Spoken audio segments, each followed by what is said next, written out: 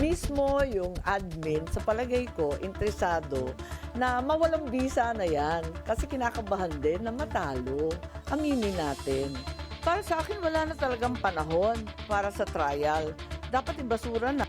Yung Vice President kasi, pwede mong kasuhan sa piskalya, pwede mong kasuhan sa ombudsman. So there are other ways to hold them accountable na walang politika.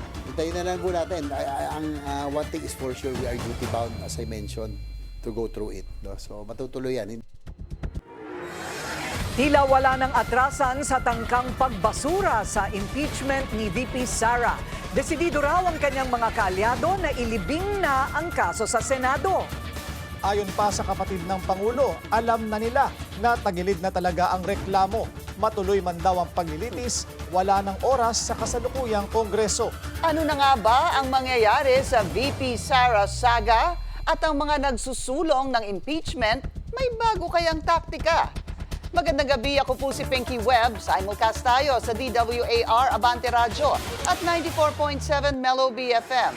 Ako naman, si Willard Cheng. Mapapanood din tayo sa Beam TV 31, Signal Channel 24, Converge 74, Sky Cable Channel 33, at Samsung TV Plus. At ako si Corina Sanchez Rojas. Simulan na natin ang agenda. Sa gitna ng kill impeachment plot, Administrasyong Marcos naghahanda na umano para sa iba pang kaso laban kay VP Sara. Pero isang Duterte ally sa Senado pinapatuloy pa rin ang impeachment trial. Facebook owner Meta tinuligsa sa House hearing kaugnay ng fake news. Pagkuha ng franchise para maka-operate sa bansa, iminungkahi. Not guilty plea inihain ng korte para kay expelled Congressman Arnie Teves sa kasong illegal possession of firearms and explosives. Unang pagdinig kay Teves, kailan kaya? Maganda lang daw pakinggan. Ilang negosyante umalma sa ipinasang 200 peso minimum wage hike ng Kamara. Malacanang bubusisiin ang implikasyon ng dagdag sweldo sa ekonomiya. Inflation rate bumagal sa 1.3%, ang pinakamababang level sa loob ng higit 5 taon. China pumalag sa pagbisita ng EU top diplomat sa Pilipinas. Mga Chinese vessel nakatambay pa rin sa West Philippine Sea. Ang live update mula roon, tutukan. At single pero ready ba magmingle? Ang sagot ni Social Welfare Secretary Rex Gatchalian, alamin.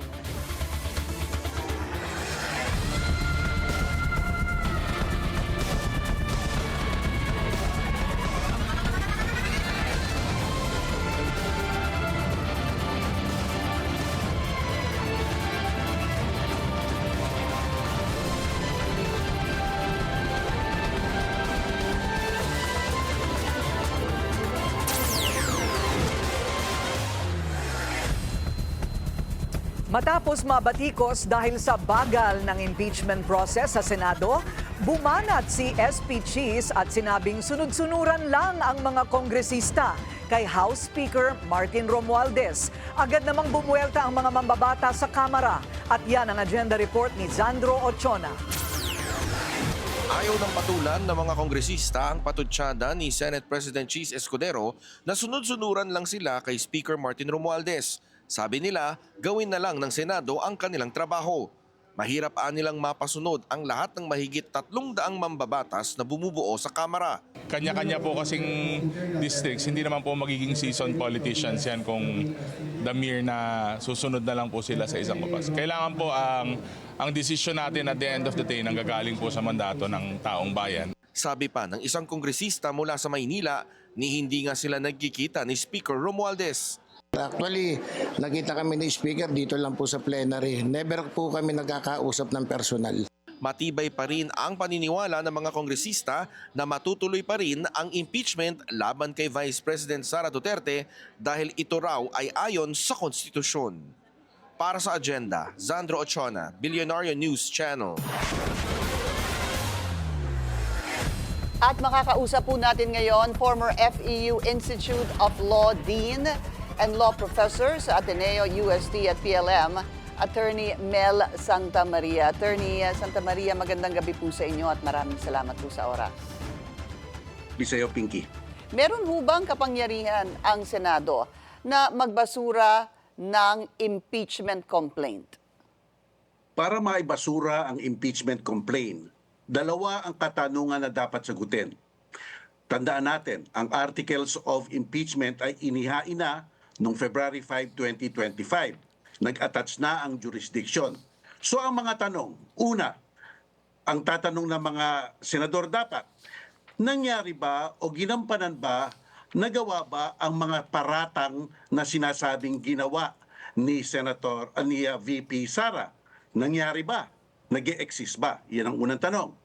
Ang pangalawang tanong, kung nangyari nga, humahantong ba ito sa impeachable offense na sinasabi ng konstitusyon? Kung ang sagot sa una ay hindi nangyari, basura na yan. Pero kung ang sagot sa una ay oo, nangyari. So ang susunod na tanong, impeachable offense ba ito? At kung ang sagot ay oo, convicted. So titignan natin yung mga parameters na yon. Hindi kaagad-agad pwedeng ibasura ang inihain ng articles of impeachment. Dapat magkaroon ng paglilitis at paghahatol. Kasi sabi ng ating konstitusyon, ang katangi-tanging ahensya ng gobyerno na maglilitis at maghahatol sa isang impeachment ay ang Senado. Dapat gampanan nila yung mga trabaho o tungkulin na iyan bago sila magbasura. Tandaan natin, Pinky, basta sinabi mong to try and decide. To try. Magsusuri ng ebidensya, titignan ng mga testimonya, titignan ng mga koneksyon nito. At pag-decide, paghatol. Kung may ebidensya, convict. Kung walang ebidensya, acquit. Yun po So, ang yun attorney, mangyayari. yun po yung talagang nakasaad sa 1987 Constitution na ilang beses na pong pinag-uusapan, Article 11, Section 4, Section 5, Section 6 ng 1987 Constitution. Ito po ang nangyayari po ngayon sa Senado, meron pong, alam nyo naman po ito, yung sinasabing draft resolution na nanggaling mismo sa opisina ni Senator Ronald Bato de la Rosa. Basically, ang sabi po dito, dismiss de facto. Ibig sabihin, kailangan na daw i-dismiss itong kasong to dahil wala na pong oras. Dahil itinakda ang presentation of articles of impeachment ng June 11 and thereafter ang panunumpa ng mga senators bilang senator judges. Ang sabi po dito sa draft resolution, wala na pong oras. At somehow, sa pagkaalala ko po ay it violated also the right of the respondent for a speedy trial dahil nga sa salitang forthwith. Ano po ang masasabi niyo dito? Unang-una, doon sa violation of speedy trial. Okay? Tandaan natin na madami namang kasong inihain sa Korte Suprema ang sinasakdal. So hindi mo masasabing nagkaroon ng pagdidelay o pag-aantala sa pagdinig sa kasong ito. At pangalawa, ang proseso ay nangyayari ngayon sa ating senador. Nakikita natin ang bangayan dyan. May punto ang isa, may punto dito, so may due process. So yung deprivation of speedy trial, wala yon. Pwede mo nang itapon yon. Pangalawa, yung sinasabing resolution na ginawa ni Senator Bato, ultra vires yun. Walang base iyon. Sapagkat hindi mo makikita sa konstitusyon na pwede silang, by way of resolution, tanggalin na lang ang jurisdiction ng Senado sa impeachment trial. At walang base sapagkat sa mismong rules nila ng impeachment, wala namang ganyan. So ang tanong ng bayan, saan mo nakukuha ang kakayahan o kapangyarihan na gumawa ng resolution na yan? Wala naman yan sa Constitution. Okay, so it's wala not, naman yan sa rules ninyo. wala po sa Constitution ang inyo pong sinasabi, Attorney Mel, no? At wala din po sa rules ng Senado. But if sabihin po natin, meron po mag-file ng resolution bago po ang June 13 sinidie, at this will be tackled and magkaroon po ng boto, at manalo po yung, meron pong majority, at least 13, na sinabing kailangan ibasura na ito, coming from that resolution, supposed to be coming from the office of Senator Bato de la Rosa, ang sabi po ni Senate President Chis Escudero, plenary is supreme. At kung meron pong magtatanong at magko-question dito, ay mag-question na lang daw sa Korte Suprema. Yan na nga ang mangyayari. Sapagkat bilang Senado, pwede nilang gawin ang gusto nilang gawin. Kaya lang ang pinakatanong, ito bang gagawin nila ay ayon sa ating saligang batas? Ito ba ay ayon sa mga limitation na tinatakda ng ating saligang batas? Kasi kung hindi ayon at ultra vires at walang base, ang tawag dyan, grave abuse of discretion. Isang matinding pag-aabuso sa kanilang diskresyon. Binigyan nga sila ng karapatan, pero hindi nila dapat abusuhin sapagkat porket plenary lang sila. May mga limitasyon ang ating saligang batas. Opo. Malinaw kasi ang saligang batas natin eh. Pag kayo ang maglilitis at maghahatol. Yeah. So kayo po'y naniniwala doon sa sinabi ni Senate President, you agree with Senate President Chis Escudero saying that the plenary is supreme. Whether magkaroon po ng grave abuse of discretion or not, supreme po ang plenary. The plenary may be supreme, but it does not necessarily follow that it is correct. Di ba? Kasi pwede mong gawin lahat ng pwede mong gawin. Kaya lang ang basic katanungan ginawa mo nga, pero tama ba? Yun ang tanong. Balikan ko po yung sinabi nyo na a grave abuse of discretion. Sabihin po natin umabot ito sa Korte Suprema at sabihin po ng Korte Suprema na nagkaroon ng grave abuse of discretion at kailangan ipagpatuloy o umpisahan ang trial. Ano po ang pananagutan ng mga senador that brought this forward, sir? Okay. Ang tinatawag natin ay isang sovereign function. Okay, halimbawa, ikaw ay isang senador. Katungkulan mo maglitis, katungkulan mo maghatol, katungkulan mo mag-legislate. Kung iyan ay sovereign function na ginagawa nila at nagkamali sila, at wala namang bad faith, walang kasong mafafile sa kanila. Sadyang ganyan lang ang ating batas, no? Pero kung ito ay mapatunayan na ito ay conniving sila at saka alam naman nila na mali pero ginawa nila, ibang klase na iyan. At baka maano sila, ano yan parang betrayal of the public trust na rin yan. At kung ganun po, sino ho ang pwedeng mag-file nun laban sa sinasabing mga senador?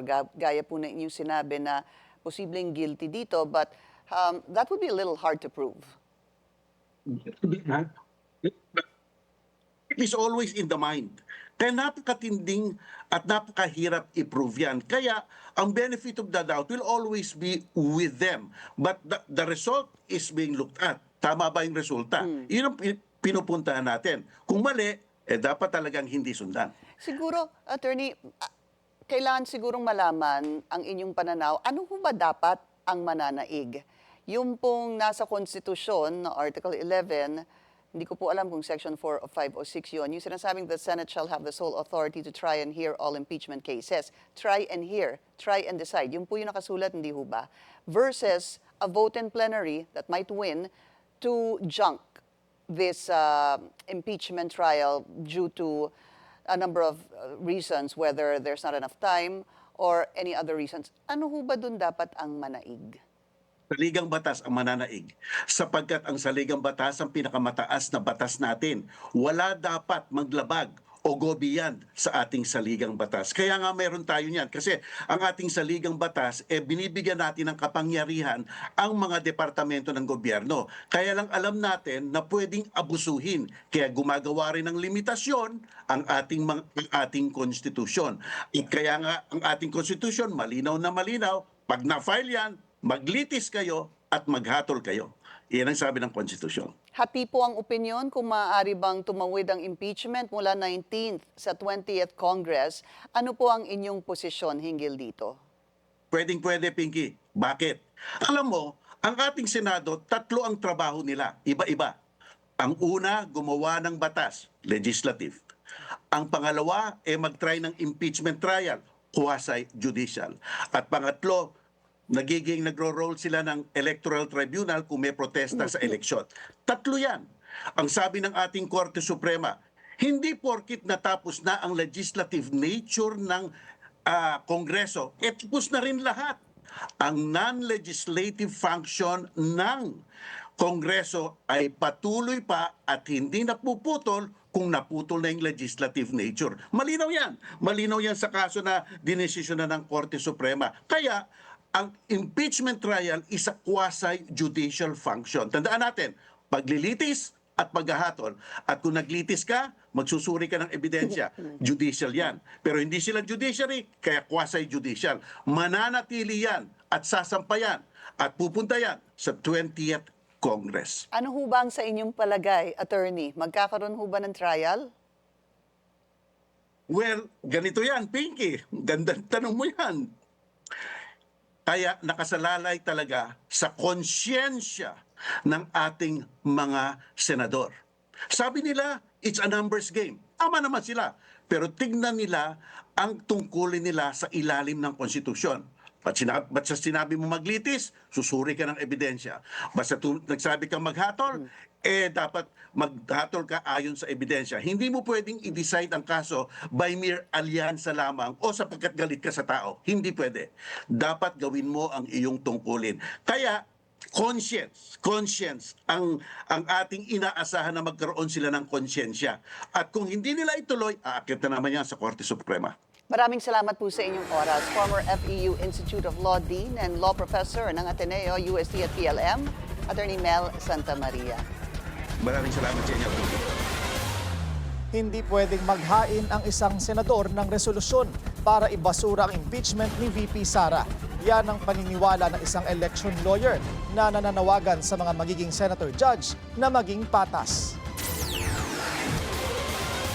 Magiging labag sa saligang batas ang paghahain ng resolusyon para ipadismiss ang impeachment complaint laban kay VP Sara.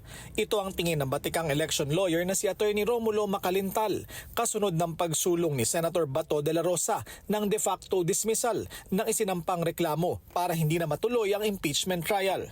Yung mga senador o kaya the Senate, they cannot take the cudgels for Sara.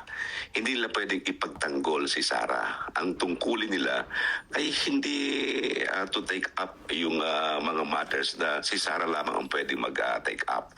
In other words, kung gusto ni Sara na ipadismiss ang kanyang kaso, siya mismo ang dapat mag-file ng motion. Hindi pwedeng yung mga senador ang magpapile ng motion kasi ang tungkulin nila ay para dinggin ang kaso, hindi para tulungan ang may kaso. In other words, they are there to decide and not to take side. Giit ni Macalintal, kailangang maging patas ang mga magiging senator judge at hindi agad husgahan ang kaso. Ito anyang ipinunto sa mga hukom sa isang nadesisyon ng kaso ng Korte Suprema. Kung hindi, magiging tatlong magkakataliwas na papel ang gagampanan ng mga senador, complainant, prosecutor at judge. Otherwise, mangyayari, piniprejudge na ng mga nasabing mga senador na maghahain ng sabing resolution ang magiging kahihinatnan ng kaso. Ipinakikita agad nila na sila ay panig kay Sara, which should not be the case. They should be impartial. They should not be partial. Kung ipipilit ito at makakakuha ng sapat na boto para ibasura ang kaso, tingin ni Macalintal, maaaring hindi makialam ang Korte Suprema.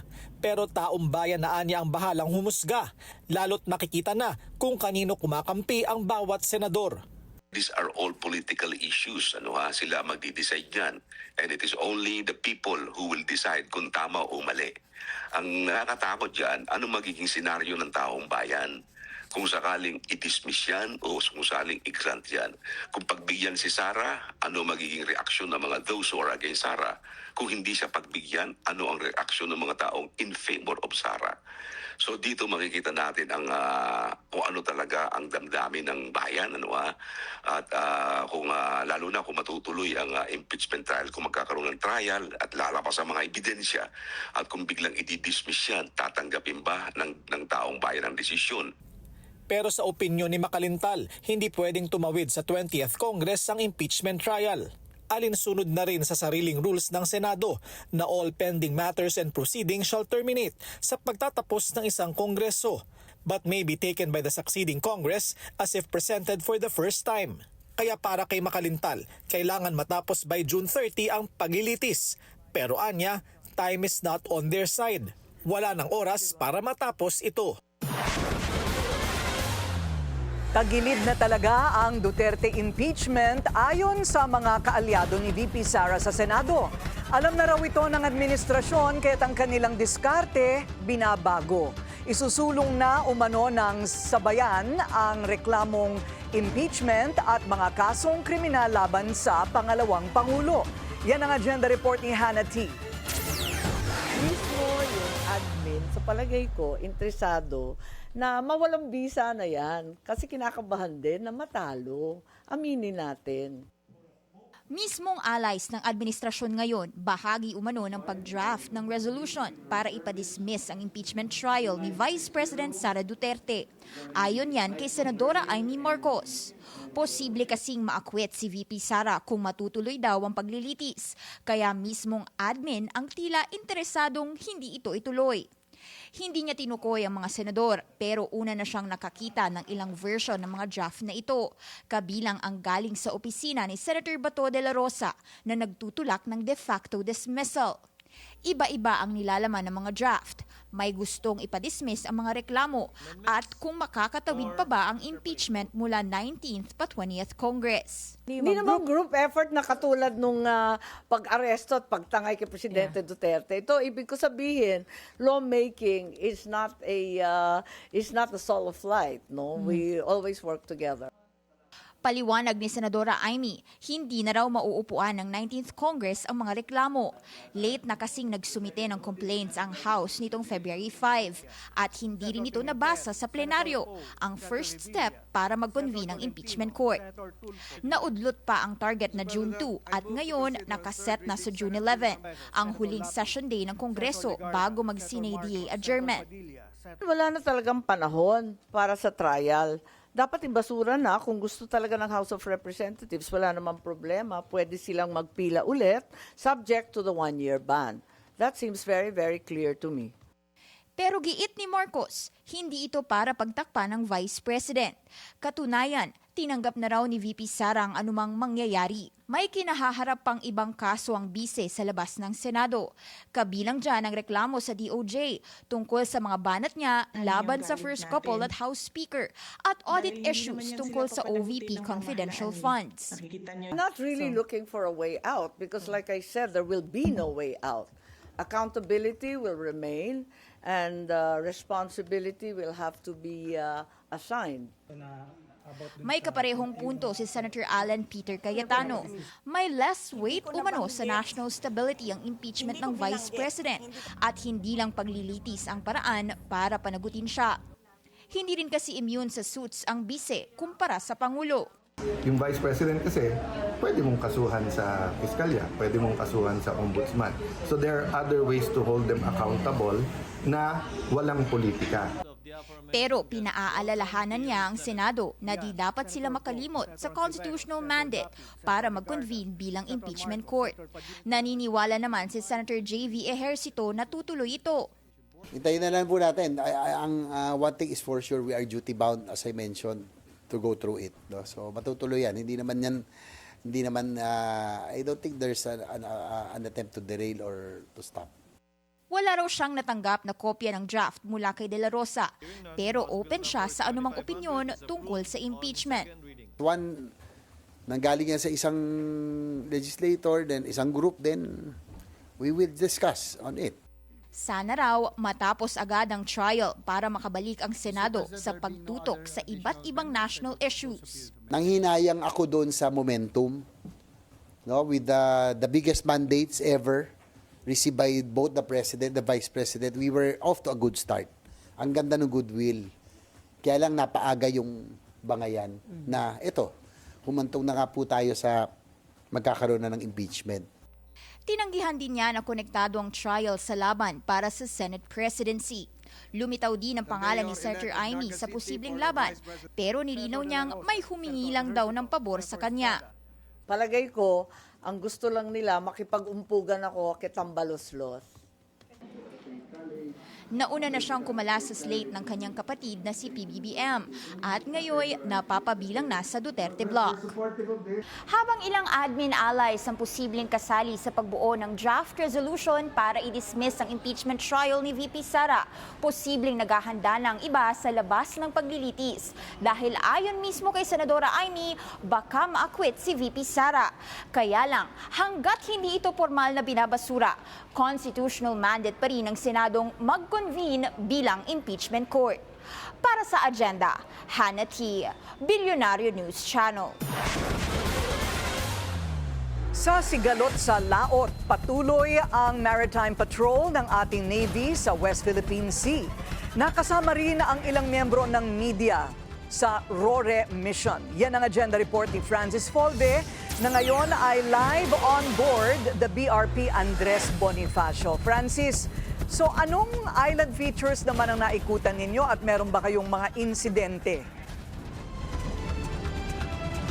Corina, sa pagpapatuloy nga ng Maritime Patrol dito sa West Philippine Sea ay nadaanan natin kanina itong Parola at Likas Islands. Wala naman so far na masadong pambubuli ng China mula sa mga sea vessels ng China mula sa ating pagpapatrol sa 3 araw na ngayon, Corina.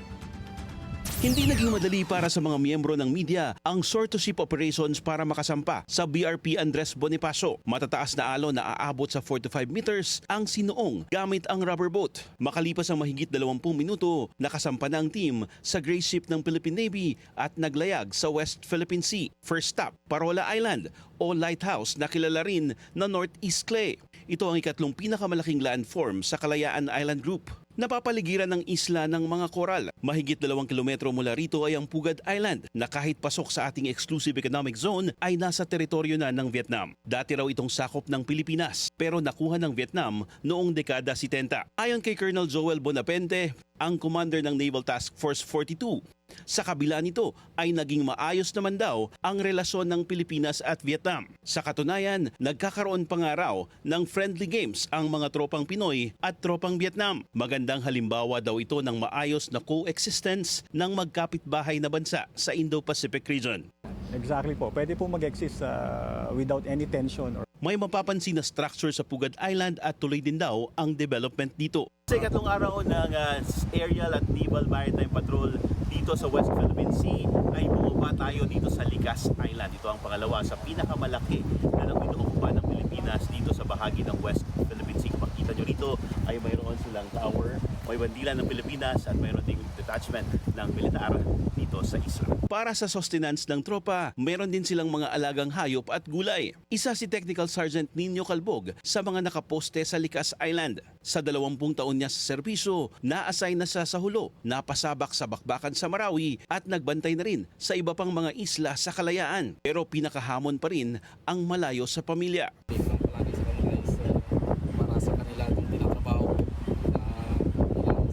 Kaya naman isa rin sa tinututukan ng AFP ay ang mental health ng mga sundalong na-assign sa malalayong lugar tulad sa mga isla sa dulo ng bansa. Part naman ng trabaho yan, ng sundalo na ang isolation. But tulad nga na sabi ko, our troops here are highly trained ang mga yan and well motivated to do that kind of job.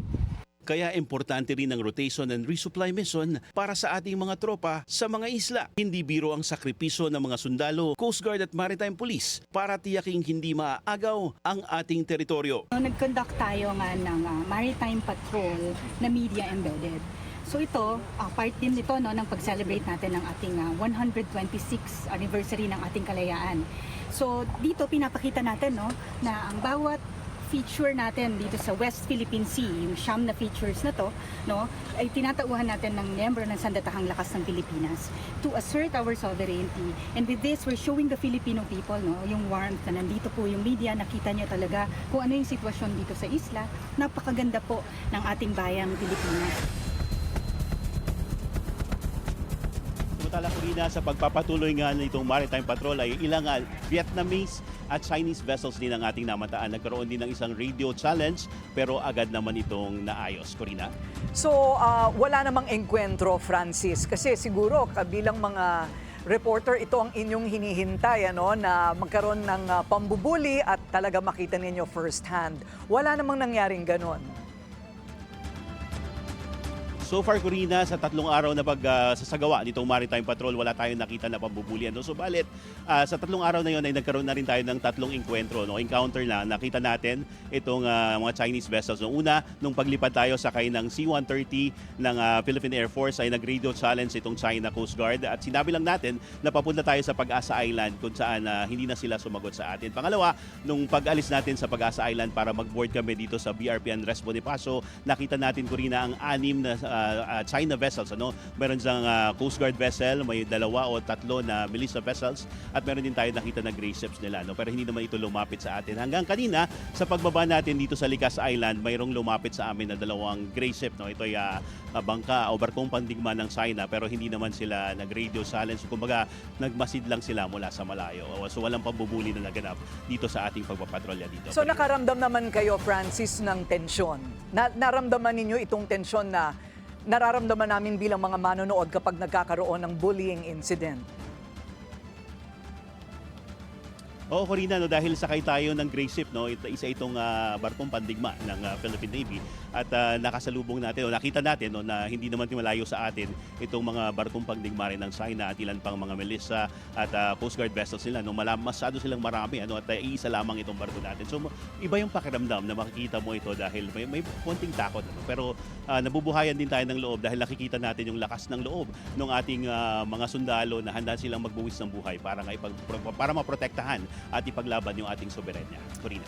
Maraming salamat si Francis Folver, live nag-uulat on board BRP Andres Bonifacio sa Likas Island, dyan po sa may West Philippine Sea. DOTR ipinasilip ang concept design ng papalit sa tinaguriang Mount Kamuning Footbridge. Susunod yan sa agenda.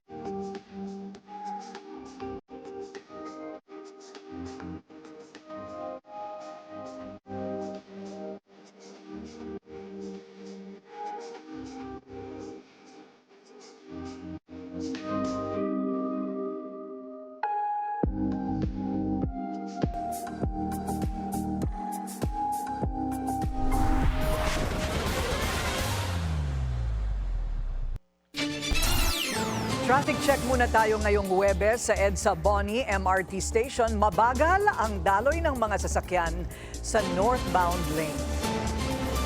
Napag-iiwanan na ang Pilipinas pagdating sa information drive sa HIV. Kaya ang hamon sa DOH, tugunan ang stigma laban sa sakit.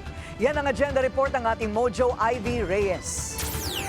Hindi na po death sentence ang HIV sa panahon ngayon. Kailangan lang po kumonsulta para magpa-test at screening maintenance.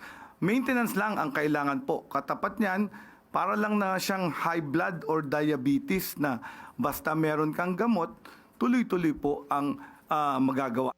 Matapos ang proposal ng DOH na magdeklara ng isang national public health emergency dahil sa 500% increase in HIV cases sa first quarter pa lang ng 2025, stigma laban sa persons living with HIV naman ang kalaban, ayon kay Health Secretary Ted Herbosa. Huling-huli na rin daw ang Pilipinas sa information drive patungkol sa HIV. Sa ibang bansa kasi, hindi na sensitibong usapan ng HIV status ng mga tao. Pero dito sa Pilipinas, napansin ko, tumataas yung HIV kasi mataas pa rin ang stigma sa atin. Dito parang nandun pa tayo sa 1980s na parang tinatago yung HIV. hinikayat ni Herbosa ang regular HIV testing para sa mga individual na aktibo ang sex life.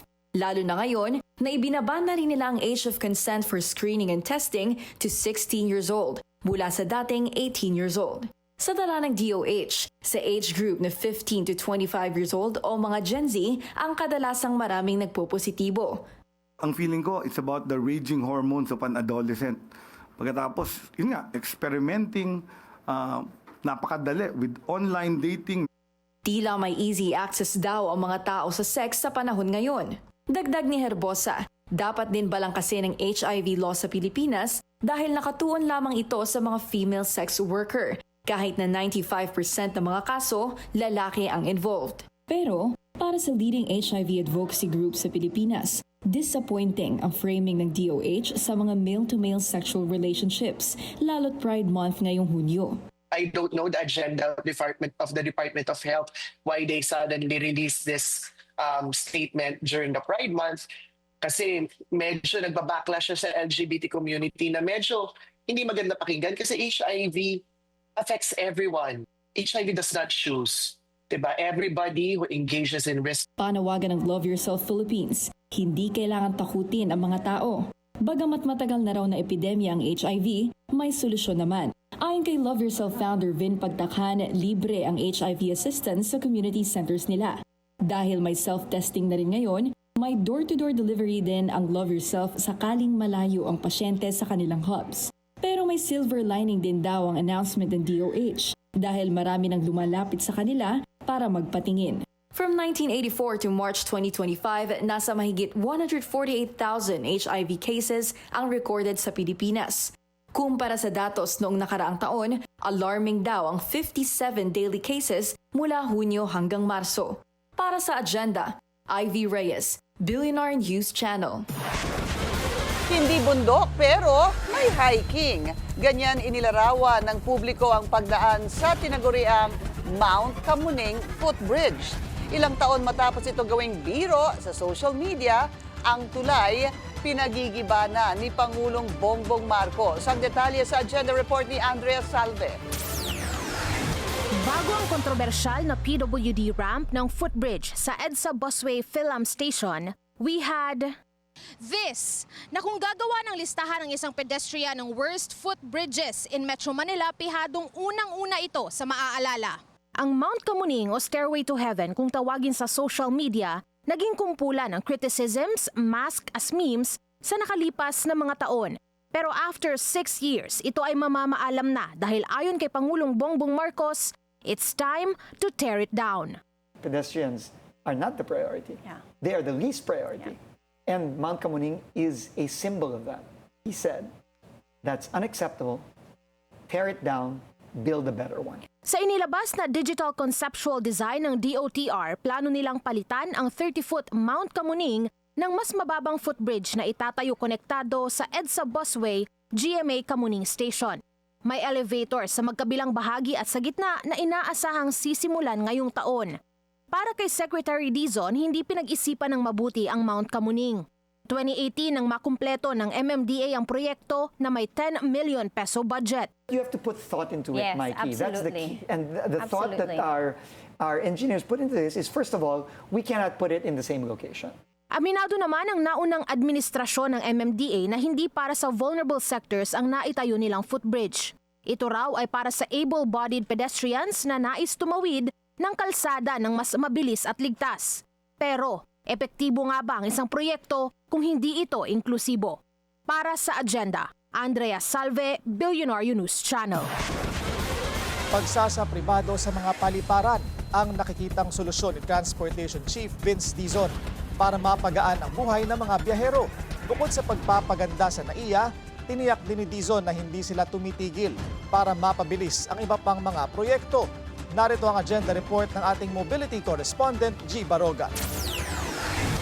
Public-private partnership. Yan daw ang sagot para maayos ang problema sa airport congestion, hindi lamang sa NAIA kundi pati na rin sa lahat ng paliparan sa bansa.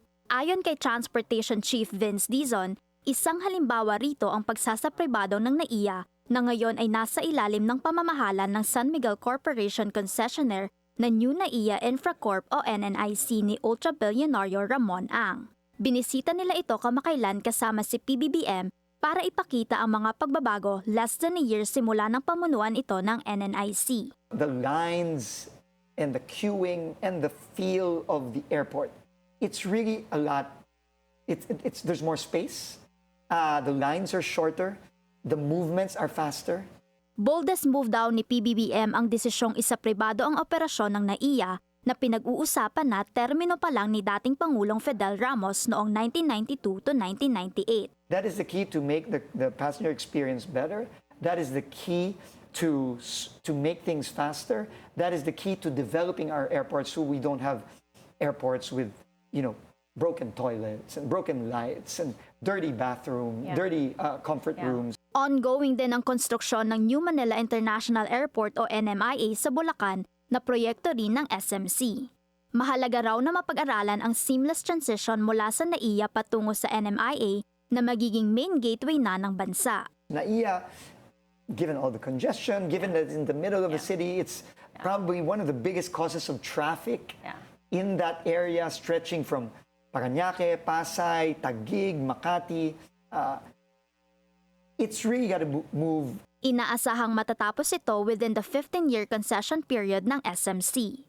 Sa EDSA Rebuild Project naman, ang 2 taong construction period ang main issue ni PBBM kaya niya inutos ang pag-postpone nito. Hindi pa masabi kung kakayanin ba ang 6 na buwan na paggawa, pero sa ngayon, may mga konsultasyon ang DPWH na lead agency ng proyekto sa mga construction agency. Naka-hold man ang rebuild, tuloy ang mga plano ng DOTR para pagandahin ang commuting experience ng mga Pilipino dahil ang focus ng ahensya ay mass mobility. Ayon kay Secretary Dizon, nasa 350 hanggang 400 na ang mga bus sa EDSA carousel system at asahang madadagdagan pa ito. We want to increase more, maybe up to 500 plus buses on the busway, and that will add tremendous capacity, and that will allow for our commuters to use a more efficient mode and a cheaper mode of transportation instead of using their cars. Tuloy din ang pagdadagdag ng mga tren sa MRT3 na nakatulong sa pagpapababa ng queuing time sa train line na ngayon ay ilang minuto na lang mula sa dating 1 hanggat 1.5 oras. Ginagawa na rin daw ito sa LRT1 at LRT2. Para naman sa mga Dalian train na hindi pa rin nagagamit dahil sa compatibility issues, sinabi ni Secretary Dizon na kinausap niya ang MRT3 operator na Sumitomo Corporation para pag-aralan at magpresenta ng report kung paano ito mapapagana. 3 taon lang ang meron ng kalihim. Maiksing panahon para matapos ang madaming mga transport infrastructure project, pero mahalaga raw na malaman kung ano ang makukumpleto at mauumpisahan para maipagpatuloy ito ng susunod na administrasyon. We're focused on the proverbial low-hanging fruits, which is the infrastructure projects that have been there for so long but have not been completed but have a great chance of being completed during this administration. Kabilang dyan ang Common Station at MRT7 na parehong higit 1 dekada nang pinag-uusapan pero hindi pa rin operational. Kumpiyansa si Secretary Dizon na matatapos ito within 2027. Nais din nilang matapos ang mas maraming station sa LRT1 Cavite Extension Project sa Bacoor, Cavite.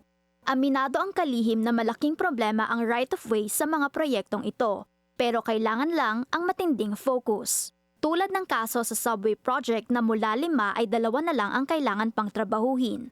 Magiging malaking tulong din ang right-of-way law na naipasa na ang amendments sa second reading sa Senado noong Lunes. Para sa Agenda, G. Baroga, Billionaire News Channel. Good news naman para sa mga commuters, may alok na libreng sakay ang MRT at LRT sa June 12. Ito'y bahagi ng pagdiriwang ng 127th anniversary ng Araw ng Kalayaan. Alinsunod din ito sa direktiba ni PBBM na pagaanin ang gastusin ng publiko pagdating sa transportasyon. Available ang libreng sakay sa MRT3, LRT1 at LRT2 simula alas 7 hanggang alas 9 ng umaga at alas 5 ng hapon hanggang alas 7 ng gabi.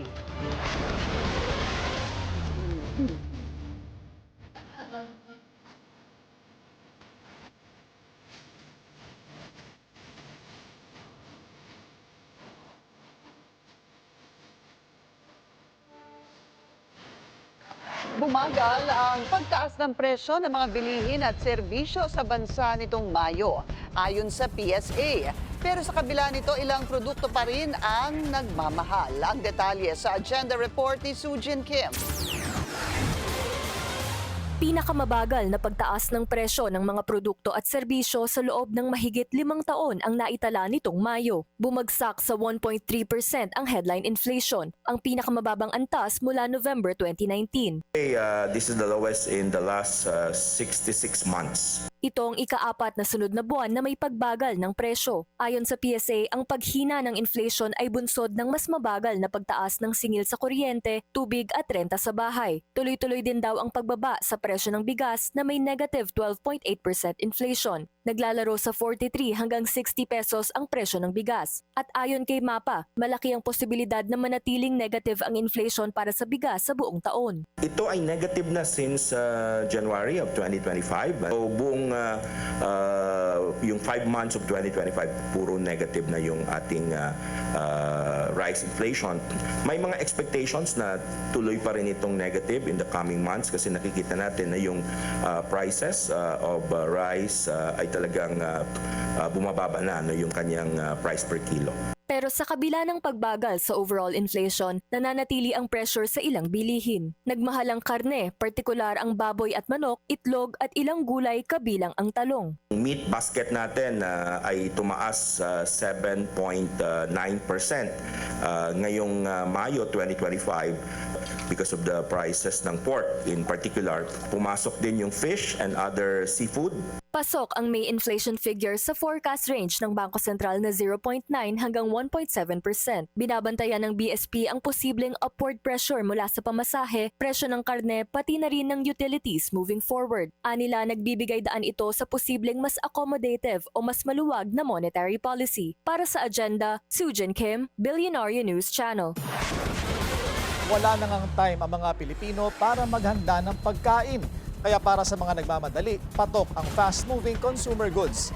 Ano-ano nga ba ang mga produktong ito? Nagbabalik si Andrea Salve. Pinangalanan na ng Kantar World Panel ang top 5 fastest rising brands ngayong taon mula sa industriya ng fast-moving consumer goods o consumer packaged goods. Gamit ng Global Marketing Data and Analytics Company ang consumer reach points na metric kung saan pinaghahalo ang tinatawag na penetration at frequency. Nire-representa ng isang CRP ang single instance na pinipili ng isang shopper ang isang partikular na brand. Sa nakalipas na 12 buwan hanggang October 2024, nanguna ang beverage brand na Nestea sa fastest rising list na may 28% CRP. Sinundan ito ng Mamasitas na may 26% habang pumapangatlo naman ang Coca-Cola na may 24%. Sumunod na rito ang local soap brand na Bioderm at cereal drink brand na Energen. Kung mapapansin, dalawa sa top 5 ang beverage brands. Ayon sa Kantar, posibleng naimpluwensyahan ng mas mainit na panahon ang pulso ng mga mamimili. Aside from the innovations that they have done, I think we're also noting that there has been an increased temperature last year, so many more occasions for beverages to be consumed. Para naman sa overall most chosen FMCG brands, wala naman daw masyadong nagbago sa listahan kung ikukumpara sa naunang brand footprint report. Top 5 dito ang Lucky Me, Nescafe, Copico, Coca-Cola at Silver Swan. Some of them, they just switch places, but mostly they have retained their rank within the top 20. Hindi raw kasama ang mga presyo ng brands na ito sa kanilang report lalo't across all socio-economic classes ito. Pero naniniwala rin silang para tangkilikin ang isang brand, malaking bagay din ang affordability nito. Para sa agenda, Andrea Salve, Billionaire News Channel. Implikasyon ng 200 peso minimum wage hike sa ekonomiya, pag-aaralan ni PBBM. Susunod yan sa agenda.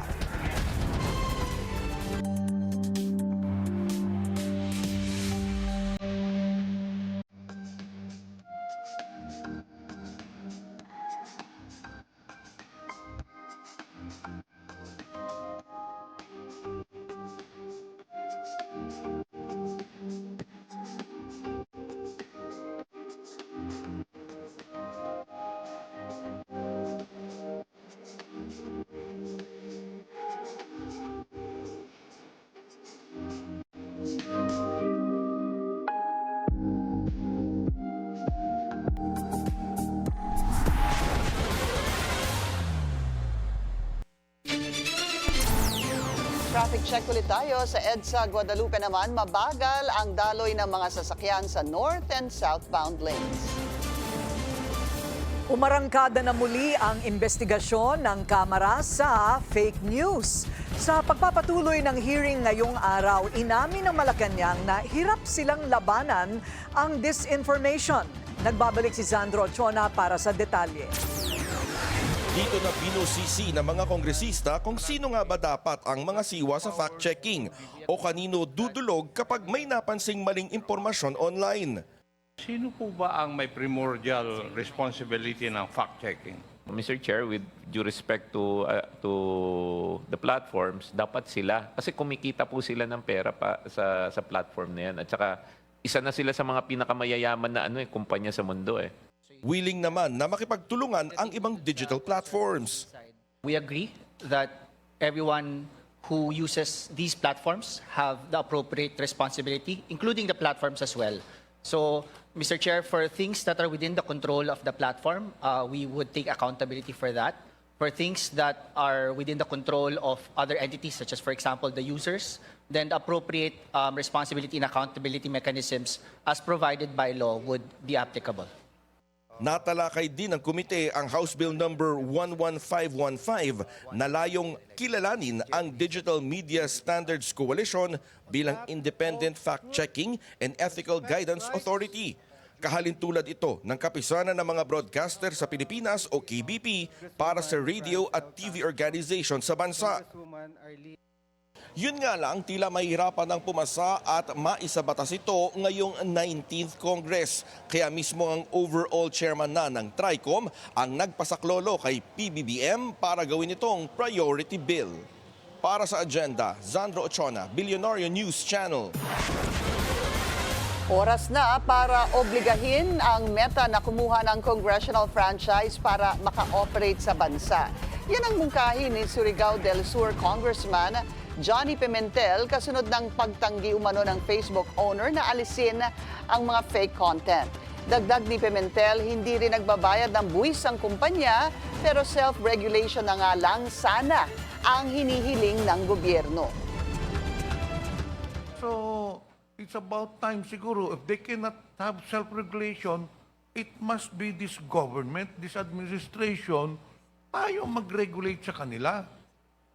And that is why, Mr. Chair, I think we should really study if it, I don't know if it is possible, that we should require this Meta to get a franchise from Congress for them to operate here.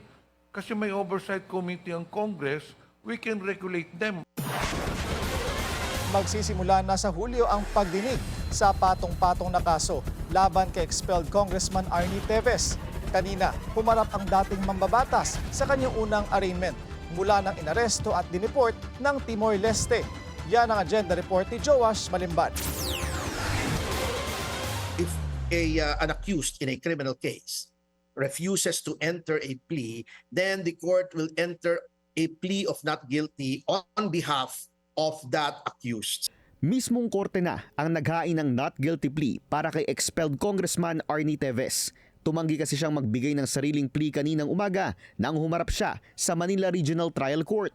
Ayon sa kanyang abogadong si Ferdinand Topacio, simbolo ito ng kanilang paninindigan na mali ang ginawang pag-aresto at pagpapadeport kay Teves mula sa Timor-Leste.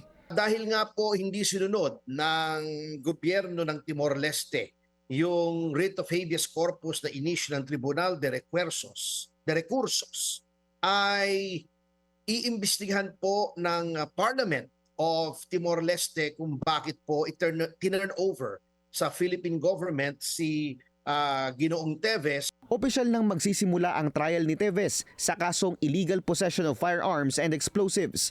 Ayon sa korte, nakitaan si Teves ng ilang heavy ammunition firearms, kabilang na ang isang M14 rifle, isang M16 at isang M6 rifle. Sa kabila ng isinagawang arraignment kanina, mayroon pang patong-patong na kasong haharapin si Teves sa ibang local courts. Mahigit 10 counts of murder, 13 counts of frustrated murder, and another 4 counts of attempted murder. Bukod pa riyan, nahaharap din siya sa reklamong paglabag sa Terrorist Financing, Prevention and Suppression Act. Nakaschedule na sa July 29 ang unang hearing ni Teves na inaasahang aandar ng 2 taon. Ayon sa legal team ni Teves, handa sila sa haharaping mga paglilitis. The evidence, they will speak for themselves at ready naman po kaming gawin yon at ipresenta sa korte when the time comes and as the cases roll on. Nagpasalamat naman si incoming Negros Oriental Congresswoman Janice Degamos sa NBI sa aniyay unwavering commitment nito sa proseso ng pagdinig sa mga kasong kinahaharap ni Teves. Si Teves ang tinuturong mastermind sa pagpatay sa kanyang asawa na si Governor Rowell Degamo at siyam na iba pa sa tinatawag na Pamplona Massacre noong 2023.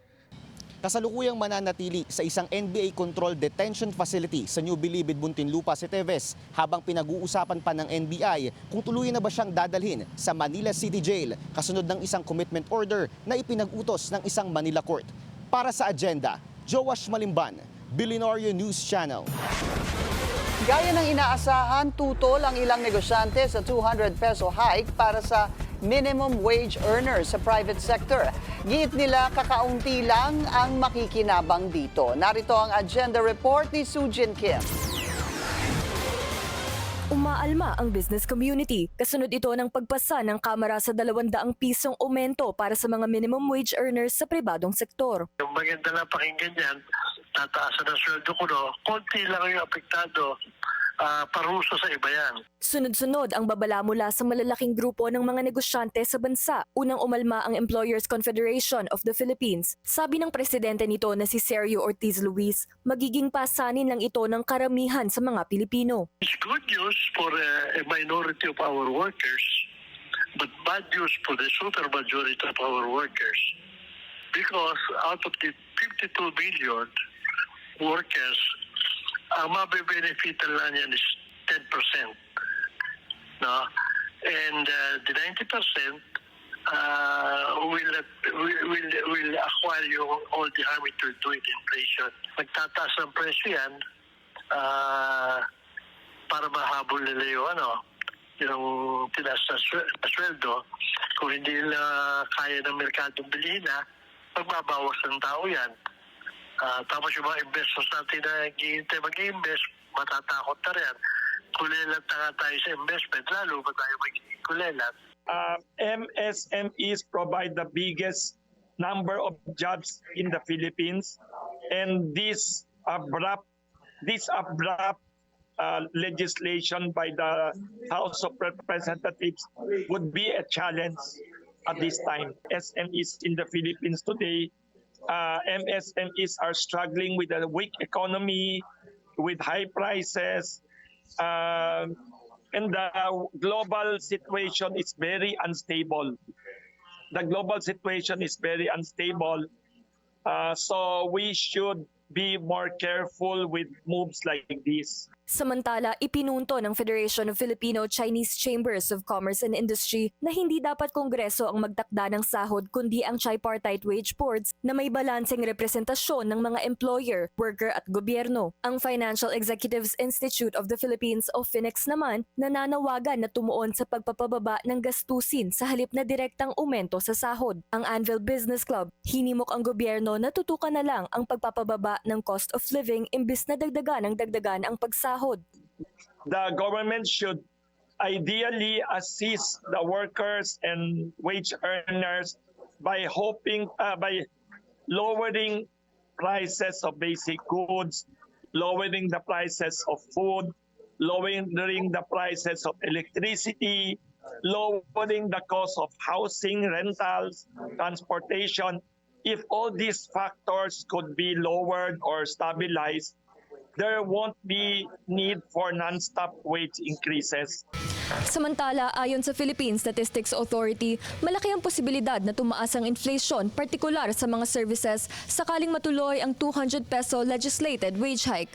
Para sa agenda, Sujin Kim, Billionaire News Channel. Pag-aaralang mabuti ni PBBM ang naipasang 200 pesos na across-the-board wage increase ng Kamara. Ayon sa Malacanang, bagamat nais ng Pangulo na mapagaan ang buhay ng mga Pilipino, dapat pa ring timbangin ang posibleng epekto nito sa ekonomiya. Balanse raw dapat ito at beneficial para sa mga manggagawa at mga employer. Hindi pa po natatapos sa Senado ang usapin na yan. At katulad po ng sinabi ng ating Pangulo, titignan po ang anumang economic implications patungkol po dito. Pero nais po ng Pangulo na maibigay ang nararapat at mas makakabuti sa manggagawang Pilipino. Bawal nang pumasok sa Estados Unidos ang mga mamamayan ng 12 bansa.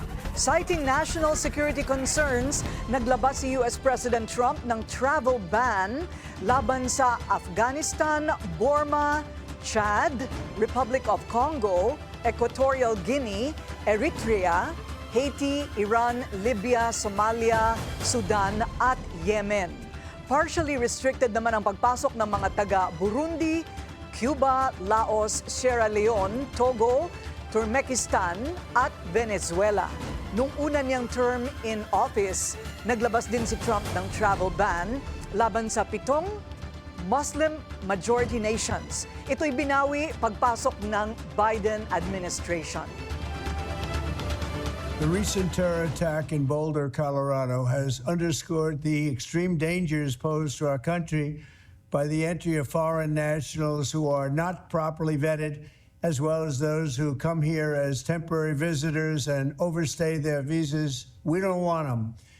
In the 21st century, we've seen one terror attack after another carried out by foreign visa overstayers from dangerous places all over the world. And thanks to Biden's open door policies, today there are millions and millions of these illegals who should not be in our country. Tigilan na ang pagpapantasya. Ganyan inilarawan ng China ang pakikipag-ugnayan ng Pilipinas sa ibang bansa hinggil sa West Philippine Sea. Kasunod ito ng pagbisita ni European Union top diplomat Kaja Kallas nitong linggo. Sa pulong sa mga ating opisyal, nagpahayag ng pagkabahala ang EU representative sa mga illegal at agresibong aksyon ng Beijing laban sa mga barko ng Pilipinas.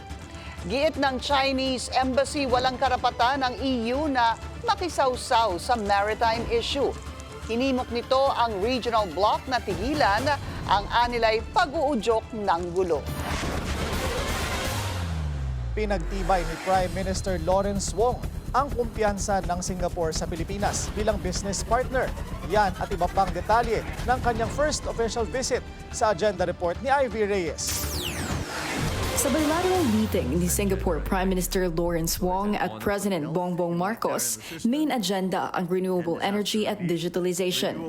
Singapore has consistently been one of the top investors in the Philippines, and that testifies to the confidence that businesses have in your economy.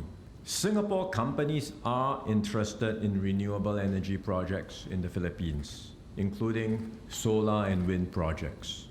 Such projects can generate economic opportunities for the Philippines while supporting the Philippines' renewable energy targets. Nitong August 2024, pumirma ng Memorandum of Understanding on Carbon Credits Collaboration ang Singapore at Pilipinas. Isa itong legally binding deal para tugunan ang carbon emissions alinsunod sa Climate Action Goal ng 2045 ASEAN Community Vision. Ayon sa Singapore, balak nilang abutin ang kanilang zero emission goal by 2050. Nagpasalamat din si Wong sa libu-libong Pinoy healthcare workers na nakabase sa Singapore, lalong-lalo na noong panahon ng pandemya. 2022 pa lang, nagpahayag na ng interes ang Singapore na mag-hire pa ng mas maraming medical professionals mula sa Pilipinas under a joint communique between the Department of Migrant Workers and Singapore's Health Ministry. As founding members of ASEAN, both the Philippines and Singapore are steadfast in our commitment to the full and effective implementation of the ASEAN Community Vision and in strengthening regional ties. Our two nations remain resolute in upholding and advancing peace, security, and stability in the region. Gaya ng speech niya sa ASEAN Summit sa Kuala Lumpur, muling binanggit ni PBBM ang West Philippine Sea. In order to achieve peace and stability in the West Philippine Sea and South China Sea, I expressed how the Philippines will continue to be a committed advocate of the rules-based international order, one grounded on international law, in equity, and on justice. Ito ang pinakaunang overseas visit ni Wong, isang buwan matapos ang parliamentary elections sa Singapore nitong Mayo. Ngayong 2025 din ang 56th year ng diplomatic ties sa pagitan ng dalawang ASEAN member states. Para sa agenda, Ivy Reyes, Billionaire News Channel.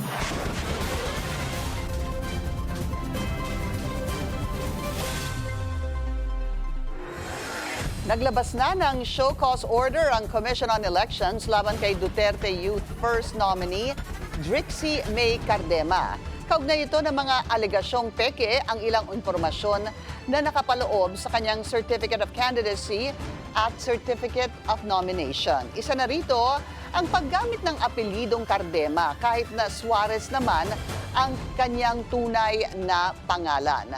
Una nang iginiit ng COMELEC na under oath ang lahat ng ipinapasang dokumento sa kanila at mahaharap sa election offense o 6 na taong pagkakakulong ang sinumang lalabag dito. Wala pang pahayag ang Duterte Youth sa issue. PNP Chief Nicolas Torre may bagong hamon sa mga pulis. Susunod yan sa agenda.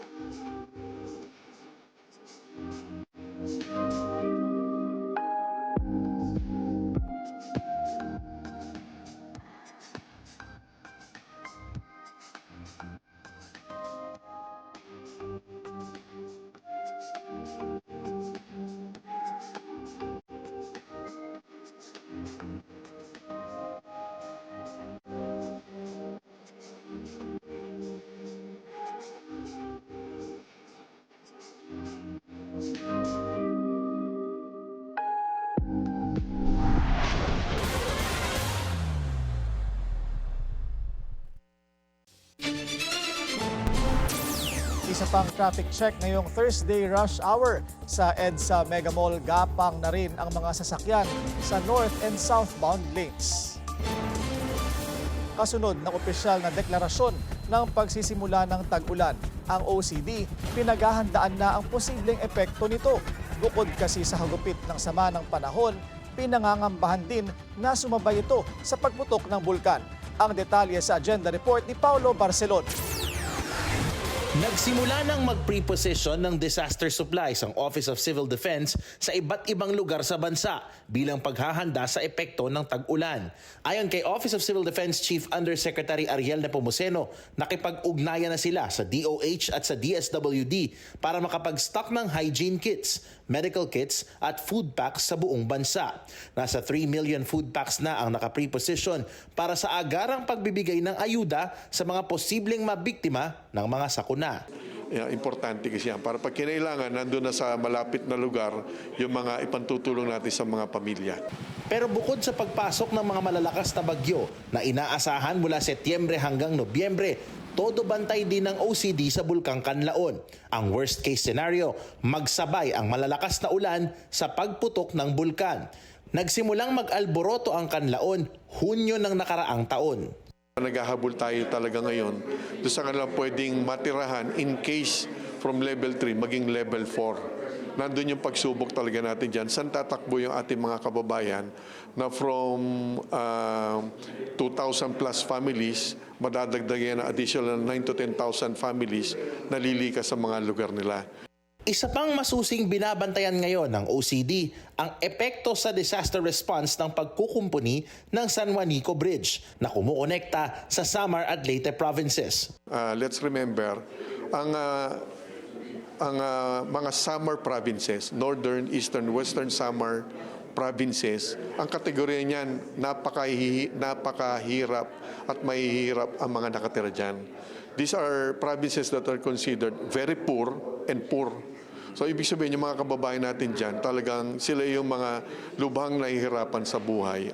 Nagmamadali na raw ang OCD at ang Department of Transportation na agad mabuksan ang ilang roll-on roll-off o RORO ports para masigurong may alternatibong madaraanan ng mga motorista at maging ang ayuda sakaling tumama ang kalamidad sa rehiyon. Para sa agenda, Paulo Barcelon, Billionario News Channel. May bagong hamon si PNP Chief Nicolas Torre III sa kanyang mga tauhan. Anya dahil sa mas pinaigting na police visibility, Bawal nang tumambay sa mga presinto. Dapat nasa kalsada daw ang mga pulis at hindi nagpapa-aircon lamang para mas madali silang malapitan ng publiko. Gusto ko rin sabihin sa kanila na lahat ng mga pulis dapat mas maitim kaysa sa Chief PNP. Alam nga naman ang Chief PNP ang pinakamaitim. Kailangan lahat sila maglakad at maglakad sa kalsada so that parang nakikita sila. So ibig sabihin, dapat lumabas sila. Tampok na naman ang kultura at talento ng Pinoy sa nagbabalik na Likha Project ni First Lady Liza Araneta Marcos. Silipin natin sa agenda report ni Pierre Pastor live mula sa Foro de Intramuros sa Maynila. Pierre, kamusta dyan ngayon? Yes, Pinky. Masaya ang feeling dito sa Likha 4 event ng Office of the First Lady Liza Araneta Marcos. Dito sa Foro Intramuros, isa itong bagong tayo na cultural events place. Masaya dahil nakakita na naman ako ng napakagagaling na likhang Pilipino. Ika-4 na taon na nitong likha na isang proyekto na pinangungunahan ng unang ginang na parte ng Independence Day celebration. Isa itong initiative na layong i-promote ang mga traditional Filipino art and culture sa pamamagitan ng mga exhibit at pagpapakilala sa mga artisan. Pinapahalagahan nito ang mga kultural na yaman ng bansa. Dito ipinakita ang mga tradisyonal na gawa ng mga manilikha mula sa iba't ibang panig ng bansa. Kasama na ang mga sining sa paghabi, paggawa ng alhahera at pag-ukit ng bato. Ang mga kagamitan at produkto ng mga artisano ay naging tanging pang-exhibit at nagbigay ng pagkakataon sa kanila para maipakilala ang kanilang sining sa mas maraming tao. Kabilang dito ang Nito Handicrafts. Ang Nito ay halaman na nakukuha natin sa mga kabundukan dito sa Pilipinas. Ang karahay naman made of rattan products. Meron dito yung guitars from Cebu, Capiz products, and products from the Mountain Province. Ang proyekto ay hindi lamang nagpapakita ng ganda ng mga tradisyonal na sining, kundi nagbibigay din ng pagkakataon sa mga artisano na mapalawak ang kanilang network at maipakilala ang kanilang mga gawa sa mas malawak na audience. Pinky, 4:00 dumating dito si First Lady Liza at pinangunahan na nga ang pagpapasinaya nitong lugar nito at ang event at itong events place na ito. Itong ganito mga initiative ay naghihikayat o nag-iinganyo sa ating mga artisan o malilikhang Pilipino na pagbutihin pa at pagandahin pa ang kanilang mga crafts at ito rin ay nagsisilbing inspirasyon para sa iba pa nating Filipino artist. Pinky. Maraming salamat, Pierre Pastor, live mula sa Foro de Intramuros sa Maynila. Bida sa bagong exhibit ang mga obra ng ilan sa mga pinakasikat na artists ngayon. Matatagpuan ito sa Premier Residential Community Project ng bilyonaryong si Kevin Wong. Narito ang agenda report ni Marie Lozano. Kung ang hanap nyo ay art na larger than life, ito ang exhibit na para sa inyo.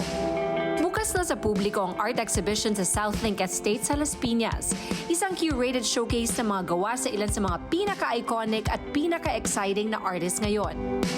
Tampok dito ang life-size piece mula sa international art superstar na si Kaws. At syempre, mga obra ng ating pambansang alagad ng sining, Ben Cab. Makikita rin dito ang gawa ng ilan sa kilalang contemporary at street artists sa Pilipinas. Sina Christian Tamundong, JP Pining, Quix, ang ilan lang sa mga ito. Ang exhibit na ito ay matatagpuan sa showroom ng Southlink Estate, isang 33.6 hectare master planned residential community sa Las Piñas. Isa lang ito sa mga pinakabagong proyekto ng Heights Realty sa pangunguna ng President at CEO na si Kevin Wong. Bukod sa world-class artworks, layunin din ng event na i-promote ang creativity, community at conscious living. Isang space na puno ng kulay, karakter at kwento. Libre ito at bukas sa lahat, mula art collectors, creatives at kahit curious ka lang. A fresh perspective, hindi lamang sa sining, kundi pati na rin sa a life well lived. Para sa Agenda, Marie Lozano, Billionaire News Channel.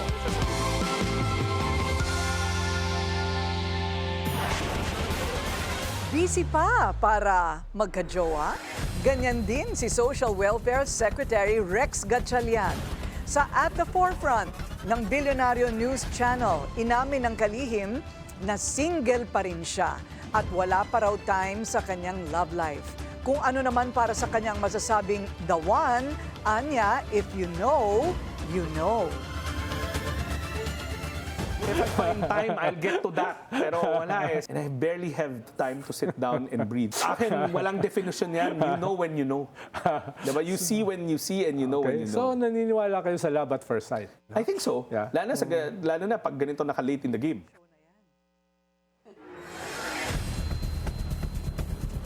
Kapatid ng DSWD Chief si Senator Sherwin Gatchalian na kamakailan lang ay napabalitang hiwalay na raw sa aktres na si Bianca Manalo. Hindi ito kumpirmado o dinenay ng senador.